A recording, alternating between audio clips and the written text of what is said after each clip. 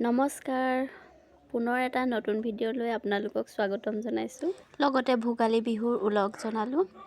আজি আমি আমাৰ চুবুৰীটোৰ তিনি ঘৰে মিলি সৰুকৈ মেজি এটা বনাইছোঁ।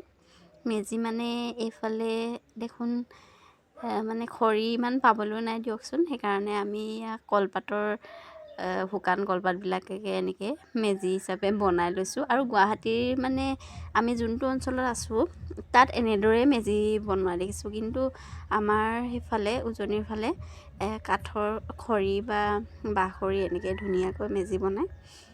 বেয়া নালাগে অৱশ্যে, ভালেই লাগে দিয়কচোন, মেজি হ'লেই হ'ল আৰু। বিহু আহিলে ঘৰলৈ যাব পালে ভাল লাগে।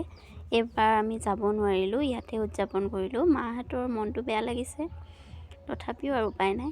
এয়া দিছোঁ মাহ কৰাই, মানে বিহুৰ এনেকৈ মাহ কৰাই দিয়াটো নিয়মেই নহয় জানো।